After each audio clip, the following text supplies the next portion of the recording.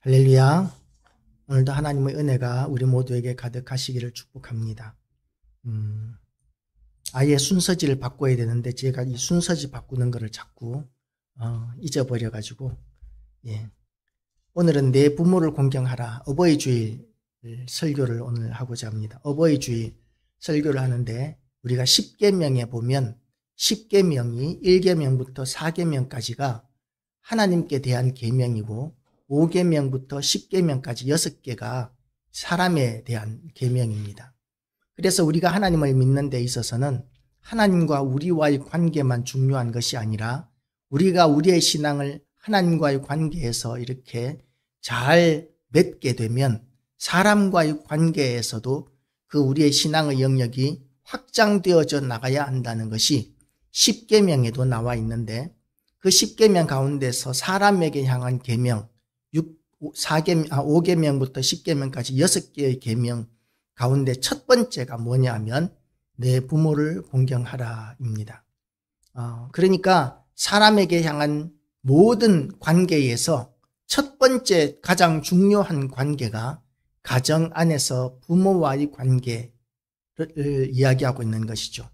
그래서 우리가 우리의 신앙생활을 어디에서 하느냐, 교회 안에서만 우리의 신앙생활을 하는 것이 아니라 우리가 세상 안에서 사람들과의 관계에서 우리의 신앙생활을 유지해야 하는데, 그 우리의 신앙생활을 보여야 하는 첫 번째 장소가 가정이고 첫 번째 사람이 부모와의 관계, 자식과의 관계라고 이렇게 이야기할 수 있는 것이죠.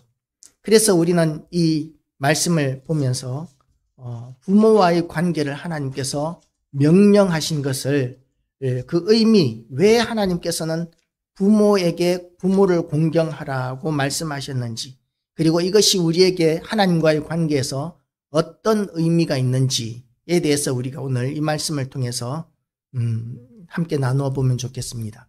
우리나라는 세계적으로 이렇게 효를 중요시하는 나라 가운데 하나입니다. 가장 자랑할 만한 덕목 가운데 하나이고, 그리고 이 효라는 것이 비록 유교에서 나오기는 했지만 성경적으로나 신앙적으로 굉장히 합당하고 중요한 계명입니다. 부모 공경은 하나님께서 말씀하신 중요한 덕목이라는 것이죠. 그래서 우리는 이 부모에게 공경하는 이런 자세를 가져야 하는데, 왜 하나님께서는 이 부모와의 관계를, 부모를 공경하라는 이 말씀을 사람에게 향하신 첫 번째 계명을 주셨느냐 하는 것을 우리가 생각해 볼 필요가 있습니다.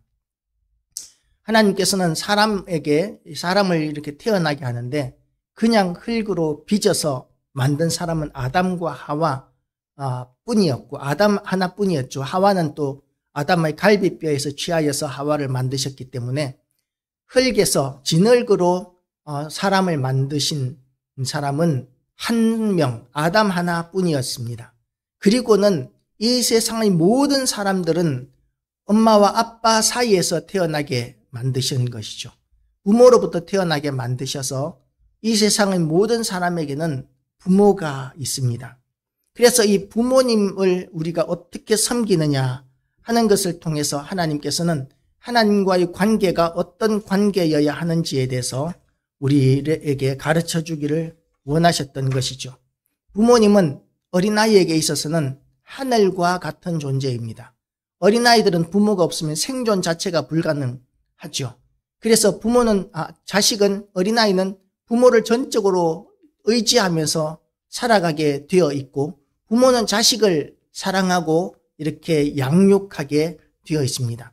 부모가 자녀를 양육하기 위해서 얼마나 많은 희생을 하는지 모릅니다.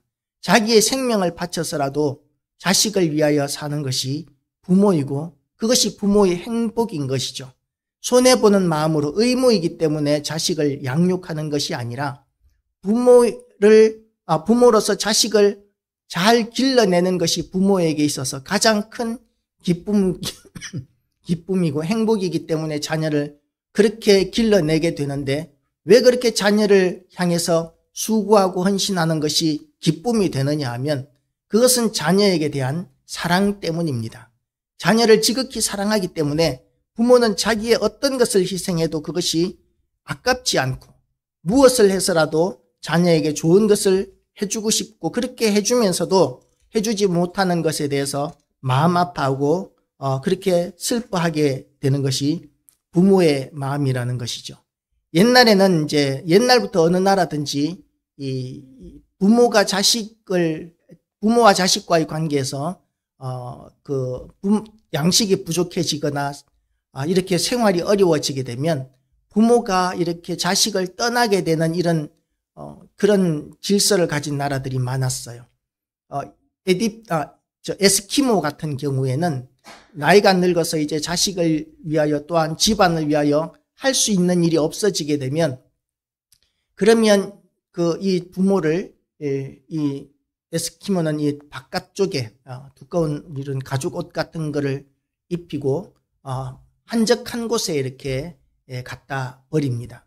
그러면 그 늙은 부모는 그곳에서 이제 노래를 부르면서 뭔가를 기다려요. 뭘 기다리느냐 하면 맹수가 와서 자기를 잡아먹기를 기다립니다. 그냥 죽는 것이 아니라 그렇게 맹수에게 잡아먹힘으로 말미암아서 이제 그 나중에 그 자손들이 그 맹수를 사냥해서 먹고 살 수 있도록 그렇게 조금이라도 마지막까지라도 자기를 희생하는 것이 에스키모의 부모 사랑인 것이죠. 우리나라에서도 비슷한 것이 있었는데 고려시대에 고려장이라는 게 있었습니다. 부모가 이제 연세가 많이 들어서 할 수 있는 일이 없어지게 되면 그러면 그 시대에는 양식이 부족했기 때문에 부모를 짊어지고 아주 깊고 깊은 산속으로 짊어지고 들어가서 그 부모를 내려놓고 돌아옵니다. 전설에 의하면 이제 전설 따라 삼천리에 나오는 이야기 가운데 하나이기는 하지만요. 어떤 자식이 이제 부모를 짊어지고 산속으로 계속 들어갔는데 부모가 계속해서 나뭇가지를 꺾어 버리고 있는 거예요. 그래서 자식이 생각하기를 왜 이 나뭇가지를 꺾는지 궁금해서 이제 아주 깊고 깊은 산속으로 지게에 이렇게 태워서 올라가다가 찾아올 수 없을 만한 곳에 돌아올 수 없을 만한 곳에 이제 어머니를 내려놓고 어머니 왜 그렇게 나뭇가지를 꺾으셨어요? 그랬더니 하는 말이 우리가 지금 너무 깊은 산속에 들어오지 않았니? 네가 어떻게 혹시라도 길을 잃을까 봐 나뭇가지를 꺾어서 표시를 해놓았단다. 내려가는 길에 꺾여진 나뭇가지와 밑에 떨어진 가지를 보면 길을 찾을 수 있으니까 그걸 보고 내려가거라. 그렇게 이야기했다는 것이죠. 그게 부모의 사랑이라는 것입니다. 그리스 신화에도 그런 이야기가 있습니다. 어떤 여자를 너무너무 사랑하는 한 남자가 그 아름다운 여자를 너무 사랑하는데 그 여자는 그 사람이 싫었던가 봐요. 그러니까 이제 그 남자를 떼어내기 위해서 이 여자가 요구한 것이 무엇이냐면 당신이 나를 그렇게 원하면 당신 어머니의 심장을 가지고 오면 내가 당신의 여자가 되겠습니다. 라고 이렇게 이야기를 했다는 거예요. 그랬더니 이 남자가 자기가 사랑하는 그 여자를 얻기 위해서 어머니의 심장을 이제 가지고 이제 그 여자에게 달려가는데 그런데 너무 급하게 달려가다가 넘어져서 땅에 넘어지니까 땅바닥에 이렇게 뒹구르던 그 어머니의 심장에서 나오는 말이 얘야 다치지 않았니? 자기를 죽이고 그 어머니의 심장을 가지고 가는 그 아들을 위해서 얘야 다치지 않았니? 하는 그런 말이 어머니의 마음, 부모의 마음이라는 것이죠. 아무리 해를 끼친다 할지라도 부모는 자식을 그렇게 사랑하게 되어 있습니다. 그리고 그렇게 사랑하고 그렇게 양육하는 것이 가장 큰 기쁨이 되는 이유가 바로 사랑 때문이라는 것이죠. 무한한 사랑. 그 사랑이 누구를 닮았느냐 하면 하나님께서 우리를 향하신 사랑과 너무나 닮아 있습니다. 그래서 하나님께서는 우리 한 사람의 생명을 온 천하보다도 귀하다라고 이렇게 여기셨고 그리고 우리를 구원하시기 위해서 독생자 예수 그리스도를 십자가에 못 박아 죽이시기까지 하시면서 우리를 사랑하셨던 것이죠. 그 하나님의 사랑은 너무나 큰 사랑이고 그리고 그 사랑 가장 비슷한 사랑이 무슨 사랑이냐면 부모가 자식을 사랑하는 사랑이라고 이야기할 수 있습니다. 그래서 하나님께서는 내 부모를 공경하라 하고 이렇게 말씀하시면서 무엇을 가르치기를 원하느냐 하면 하나님을 지극히 사랑하는 부모를 통해서 신앙을 물려받은 자식이 그 부모를 사랑하는 모습을 통해서 자식들이 하나님을 어떻게 사랑해야 하는지, 하나님과의 관계가 어떠해야 하는지를 샘플로 보여주고자 하시는 것이 이 부모와의 사랑, 자식과 부모와의 관계인 것이죠. 그래서 우리는 자식을 양육할 때에 가장 중요한 것이 뭐냐면 부모와 자식 간의 관계에서도 가장 중요한 것이 뭐냐면 하나님을 가르치는 것입니다. 하나님의 사랑을 가르치고 어떻게 하나님 앞에서 살 것인가 하는 것을 가르치는 것이 부모와의 관계에서 하나님께서 의도하시는 것이다 라는 것이죠. 그래서 부모로부터 사랑을 받은 사람들은 하나님께서 우리를 그렇게 깊이 사랑하시는 줄 알고 하나님을 많이 사랑하게 되시기를 축복합니다. 그래서 그 하나님과의 사랑을 제대로 알게 하시기 위해서 하나님께서 사람과의 관계에서 첫 번째 주신 계명이 살인하지 말라도 아니고 간음하지 말라도 아니고 도둑질하지 말라도 아니고 내 부모를 공경하라가 첫 번째 계명이 되는 것이고 그 계명을 통해서 우리는 부모님을 사랑하고 공경하면서 하나님을 어떻게 공경해야 되는지를 배우게 되는 것이죠. 지금 이 시대는 부모 자식 간에도 이제 아동 학대 방지법 이런 것들이 생겨서 자식에게 징계하는 것도 심히 조심스러운 시대가 되어버리기도 했고 부모와 자식 간의 관계에서 양극단으로 치우쳐져 있는 것을 보는 시대가 되었습니다. 미개한 나라 같은 경우에는 아직까지도 자식은 부모의 재산 정도로 여겨지게 되고 자식의 생사여탈권까지도 이렇게 사용하고 그리고 자식을 학대하는 부모들도 세상에는 아직까지 많은 것 같습니다. 하나님께서는 자식을 학대하는 것을 금지하셨습니다. 절대 용납하지 않으셨습니다.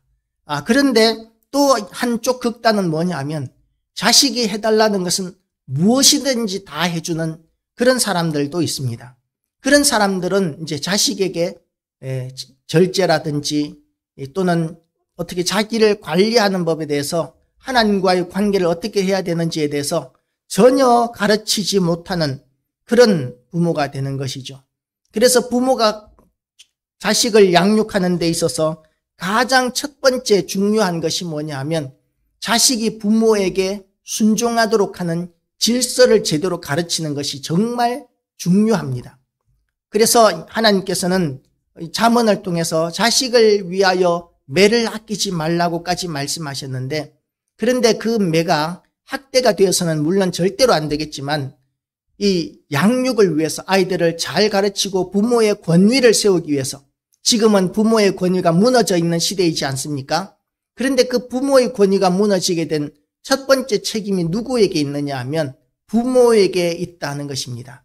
자식은 부모에게 모든 것을 의존할 수밖에 없는데 그런데 그 자식에게 권위를 세우지 못하는 것은 부모가 사랑에 있어서 절제하지 못하고 해달라는 대로 다 해주고 아이가 방종하도록 양육하고 키우고 이렇게 하면서 부모의 권위를 제대로 세우지 못하니까 부모가 자식에게 제대로 된 훈육을 하지 못하고 양육을 하지 못하고 아이들은 제멋대로 자라는 이런 모습이 이런 한 극단이 되는 것이죠. 한쪽은 아이들을 너무 이렇게 학대하는 자기 재산 정도로 소유물 정도로 여기는 문화와 또 하나는 자식이 해달라는 것은 무엇이든지 다 해주면서 자식들이 방종하게 만들고 하나님을 어떻게 섬겨야 하는지도 모르는 이런 아이들로 길러내는 것이 바로 잘못된 부모의 태도라는 것입니다. 그래서 자식들은 이 부모와의 관계를 통해서 하나님을 배워야 되는데 하나님을 어떻게 섬겨야 하는지를 배워야 하는데 우리가 스스로 자식에게 대해서 권위를 세우지 못하면서 우리가 자식에게 하나님을 어떻게 섬겨야 하는지를 가르치지 못하는 그런 잘못을 저지르고 있는 것이라는 것이죠.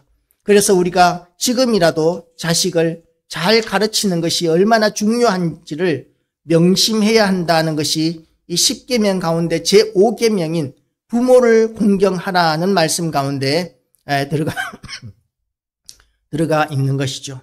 그리고 이제 부모를 공경하면 그냥 당연히, 물론 이 부모를 공경하는 것이 당연한 의무이기는 합니다. 부모를 공경하는, 자녀로 양육하는 것이 당연한 질서이기는 합니다. 그런데 그런 당연한 질서를 하나님께서는 그냥 당연한 것으로 명령하는 것으로 그치는 것이 아니라 상을 주신다는 것이죠. 하나님께서는 하나님의 명령에 순종하는 사람들을 그냥 당연한, 물론 하나님께 순종하는 것이 너무나 당연한 것인데 당연한 것을 당연한 것으로 여기시는 것이 아니라 당연한 것을 행하는데도 불구하고 상 주시는 하나님이시라고 성경은 이야기하고 있습니다. 그래서 내 부모를 공경하라. 그리하면이 뭐예요? 하나님께서 뭔가 예비하시고 주실 것이 있으시다라고 이렇게 암시하고 있는 것이죠. 하나님께서는 하나님의 명령에 순종하는 사람, 이 부모를 공경하는 삶을 사는 사람들을 하나님의 뜻에 순종하고 하나님의 질서를 지키는 사람이고 하나님의 율법을 지키는 사람이라고 여기셔서 그들에게 복 주시는 하나님, 은혜를 베풀어 주시는 하나님, 좋은 것으로 주시는 하나님이시라는 것이 그리하면이라는 단어 가운데 들어가 있습니다. 하나님께서 우리에게 주시는 복은, 우리에게 주시는 상은 너무나 좋은 것이기 때문에, 그리고 영원한 것이기 때문에 우리가 하나님으로부터 많은 것을 받게 되시기를 축복합니다. 이 세상에 있는 모든 좋은 것들을 우리가 다 누리고 싶지만 그 모든 좋은 것들을 가짐으로 말미암아서 복이 되는 사람이 있고 저주가 되는 사람이 있어요. 어떤 사람은 로또 복권 당첨돼 가지고 그야말로 인생 역전을 하는 사람들도 물론 있기는 하지만 훨씬 많은 사람들이 오히려 복권 당첨되기 전보다도 훨씬 더 인생이 망가지게 되었다라는 것이 일반적인 통계에 나와 있는 이야기라고 그러죠. 그런 통계가 나온 뒤로 그 사람들이 얼마나 교훈을 얻어서 잘 관리하고 그러는 사람들이 많아졌는지는 모르겠지만 어쨌든 그 통계가 나올 때까지는 사람들이 이렇게 자기가 원하는 것을 소유하게 되었다고 해서 행복해지고 풍성해지고 복을 받는 것이 아니라는 것을 우리는 통계를 통해서도 알 수 있는 것이죠. 그렇지만 하나님께서 주시는 것은 무엇이든지 좋은 것입니다. 하나님께서 주시는 성품, 하나님께서 주시는 인간관계, 하나님께서 주시는 돈, 하나님께서 주시는 권세, 하나님께서 주시는 건강, 다 하나님께서 주시는 것은 무엇이든지 좋은데 하나님으로부터 나오는 것이 아니라 내가 어떤 수단과 방법을 가리지 않고 누리게 되는 것이라면 그러면 그것은 우리를 해칠 수 있습니다. 하나님께서 주시는 건강을 통해서 방탕한 삶을 살아가는 사람들도 있습니다. 요즘은 마약이 그렇게 일상화되어 있다고 그래요. 건강하지 않은 사람이라면 그런 걸 쫓아다니면서 향락을 즐길 수도 없을 텐데 그런 향락을 즐기는 하나님께서 주신 건강과 물질을 사용해서 향락을 즐기는 사람들이 그렇게 많아지고 있습니다. 돈을 주시면 그 돈을 통해서 자신의 육신의 정욕을 쫓아 사는 사람들이 많이 있습니다. 그런 사람들에게 있어서는 건강이나 돈이나 권력이나 이런 것들이 복이 되는 것이 아니라 저주를 쌓아 나가는 것이다 라고 이렇게 여길 수 있는 것이죠. 그래서 우리가 세상 가운데서 좋은 것을 많이 누리게 되는 것이 좋지만 그러나 하나님 앞에서 우리가 바로 설 때 하나님께서 주시는 모든 좋은 것들을 바르게 관리할 수 있고 사용할 수 있고 그것이 우리에게 복이 될 수 있기 때문에 우리는 하나님으로부터 받는 것을 기쁨으로 여기게 되시기를 축복합니다. 그리고 하나님으로부터 은사도 받으시고 능력도 받으시고 기도의 응답도 받으시고 그래서 우리가 하나님께서 우리를 도우시고 우리와 함께 하시고 우리의 기도를 들으신다는 그런 체험들이 충만하게 되시기를 축복합니다. 그런 체험들이 있는 사람과 없는 사람은 신앙이 엄청난 차이가 날 수밖에 없습니다. 하나님은 분명히 살아계신 하나님이신데 이 지식적으로만 알고 있는 신앙으로는 능력 있는 믿음을 가지기가 굉장히 어렵습니다. 상황에 따른 믿음, 현실에 따른 믿음, 그 정도로 이렇게 우리의 신앙이 약해질 수 있기 때문에 우리가 체험적인 신앙, 말씀이 물론 제일 중요하지만 하나님의 말씀이 얼마나 권세가 있고 얼마나 중요한지에 대해서 우리가 확실하게 깨닫기 위해서 우리가 체험도 필요하다는 것이죠. 그래서 예수님께서는 하나님의 말씀을 선포하고 난 뒤에는 항상 이렇게 기적을 행하셨어요. 병든 자를 고치시고 또 죽은 자를 살리시고 문둥병자를 치료하시고 안전뱅이를 일으키시고 소경을 보게 하시고 귀머거리를 듣게 하시고 이러는 일들을 사람들 가운데서 보이시면서 하나님의 말씀은 살아있는 말씀이고 능력 있는 말씀이라는 것을 우리에게 보여주셨는데, 그렇게 하면서 수많은 사람들을 이렇게 인도하셨는데 그와 같은 능력들이 우리에게도 임하였다는 것을 믿으시기를 축복합니다. 얼마든지 우리가 선포하고 얼마든지 예수님의 이름으로 기도하면, 그러면 우리에게도 이렇게 병든 사람이 치료되고 문제가 해결되어지고 형통한 역사가 나타나고 어둠이 떠나가고 귀신이 떠나가는 역사들이 우리를 통해서도 얼마든지 나타날 수 있다는 것을 믿으시고 강하고 담대함으로 그런 체험들과 하나님의 응답을 많이 경험하게 되는 우리 모든 성도들 되시기를 축복합니다. 그리고 이 구체적인 하나님께서 주시는 좋은 것 가운데 하나가 뭐냐 하면, 그리하면 내 하나님 여호와가 내게 준 땅에서 내 생명이 길고 장수하는 복을 주겠다.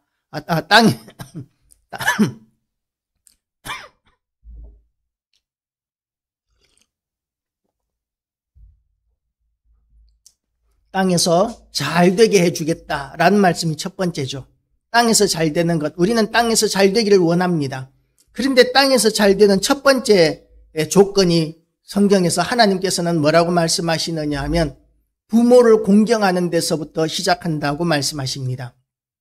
아까 처음 시작할 때 10계명의 4개는 하나님과의 관계였고 그리고 6개는 사람과의 관계였는데, 사람과의 관계에서 첫 번째가 부모를 공경하라는 말씀이었다고 이야기했습니다. 부모와의 관계, 부모와 자식과의 관계는 가정의 질서와도 관계 있는 가장 중요한 첫 번째 관계입니다. 그래서 가정 안에서 부모와 자식 간의 관계가 온전하면 그러면 그 가정은 행복한 가정이 됩니다. 부모와 자식 간에 늘 분쟁하고 다투고 아이들은 불만을 가지고 부모님 말씀을 듣지도 않고 부모님의 권위를 인정하지도 않고 제멋대로 살아가고 방탕하게 살아가고, 그래서 아이가 집안의 골칫거리가 되는 가정이 절대로 행복할 수는 없는 것이죠. 그리고 그런 가정이 절대로 잘 될 수가 없는 것입니다. 그래서 하나님께서는 하나님의 질서가 세워지는 그 가정이, 하나님의 질서가 세워지는 가정이 천국과 같이 행복한 곳이 되게 하시기 위해서 가정을 주셨어요.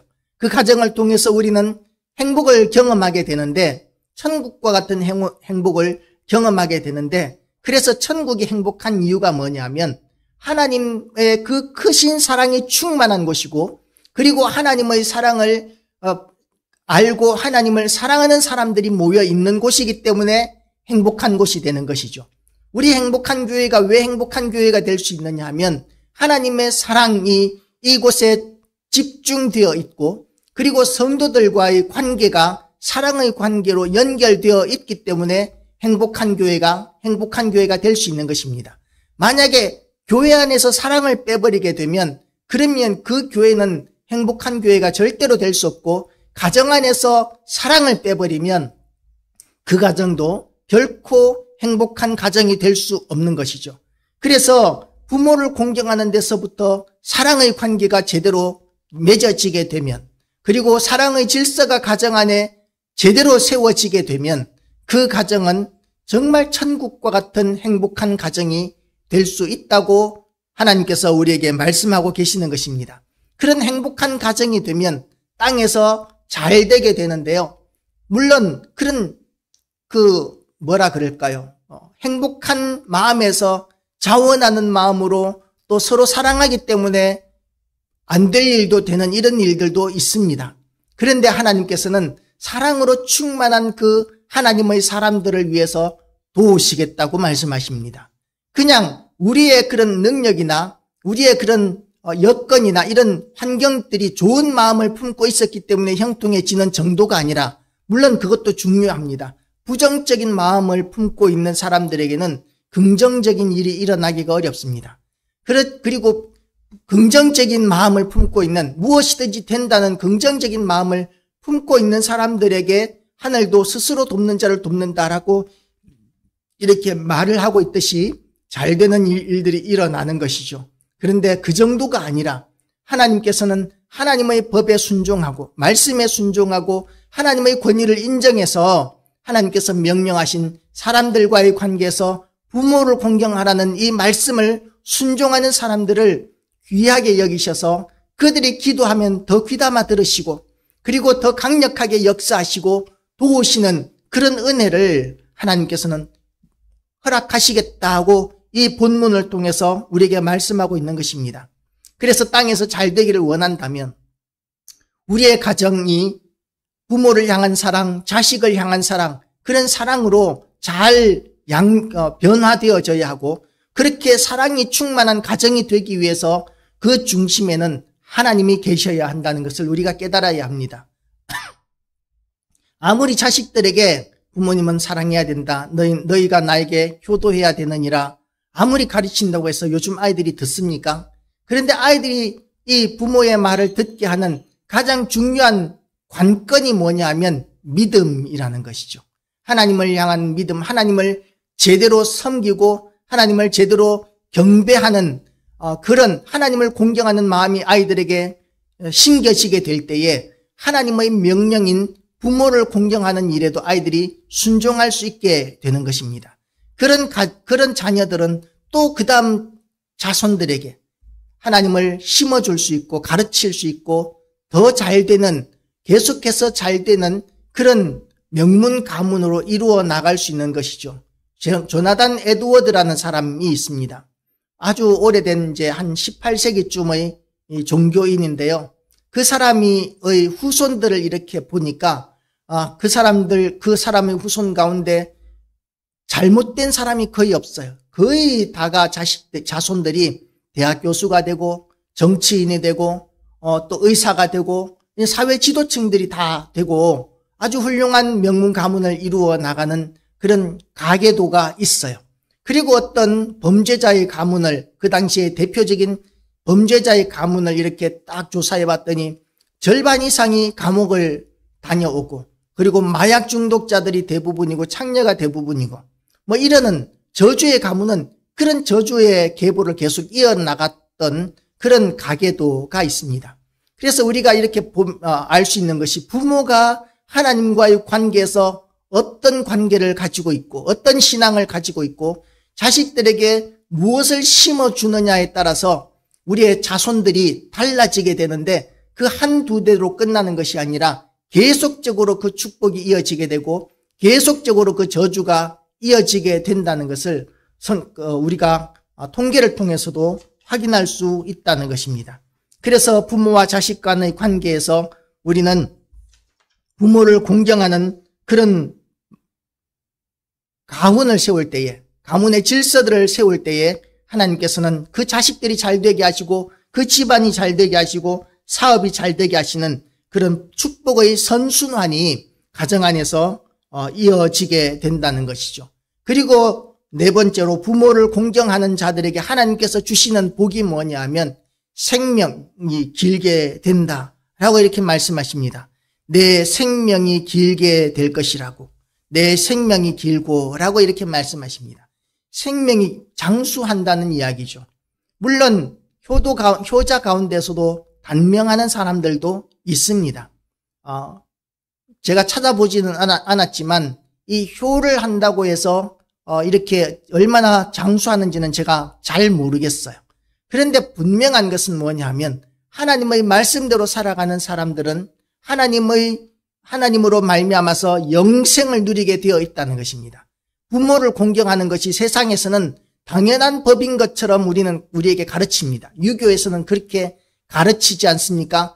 모든 도리의 가장 근본을 불교에서는 부모에게 효도하는 것이라고 가르칩니다.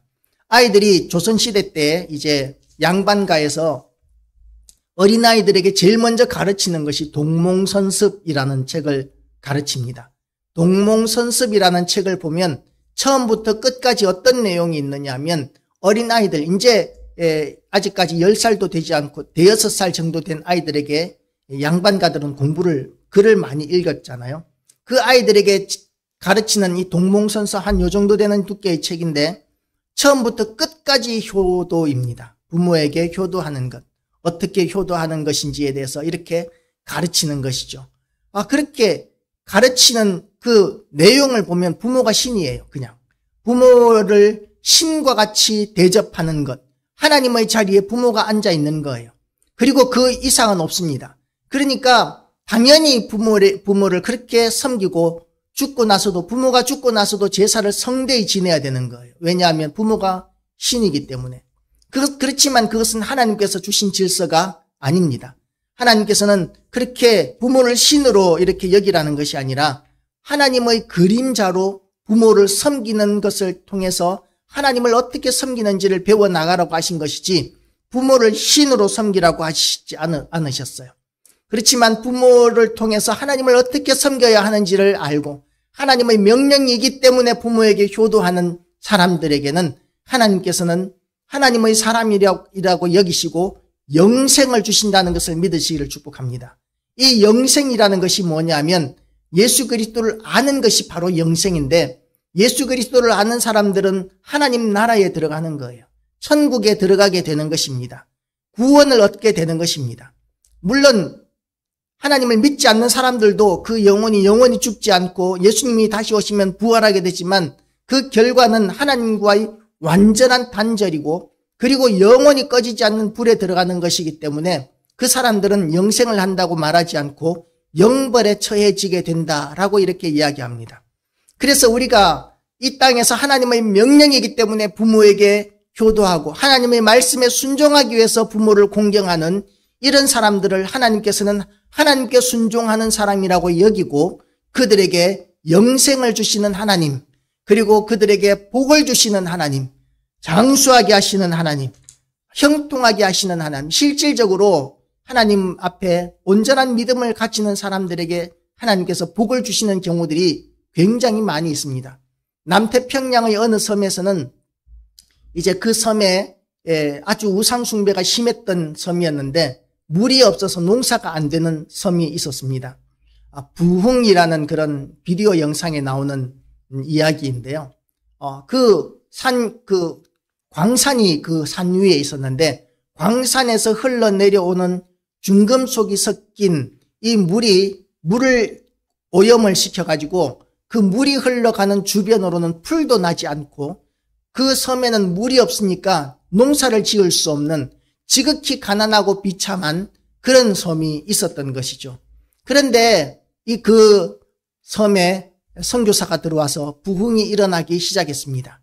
많은 사람들이 예수님을 믿고 이제 하나님 앞에 돌아오는 역사가 나타나기 시작하니까 그 광산에서 흘러나오던 중금속이 섞인 그 물이 맑은 물로 변하면서 이 물이 흘러가는 곳에서 풍성하게 이렇게 생명이 돋아나게 되고 그 물을 농사에 쓸 수 있게 되고 농산물도 엄청나게 많이 늘어나게 되는 현실적으로 완전히 자연 자체가 바뀌는 이런 영상을 제가 본 적이 있어요. 에스키모 지역에서도 부흥이 일어나니까 풀이 나지 않고 그 에스키모에서도 야채를 먹어야 되니까 이 해빙기에는 이렇게 이끼 비슷한 그런 야채들을 채취해서 먹는데 그런 것들이 너무나 부족했었는데 부흥이 일어나니까 엄청나게 그런 것들이 풍성해지는, 경제적으로도 형통해지고 또 이렇게 먹을 것도 좋아지고 건강해지고 질서도 잡히는 이런 영상을 본 적이 있는데요. 부흥이 일어나게 되면 자연도 바뀌고 환경도 바뀌고 모든 것들이 바뀌는 것들을 이렇게 영상을 통해서 다큐멘터리로 본 적이 있습니다. 그런 일들이 우리에게도 일어날 수 있다는 것을 믿으시기를 축복합니다.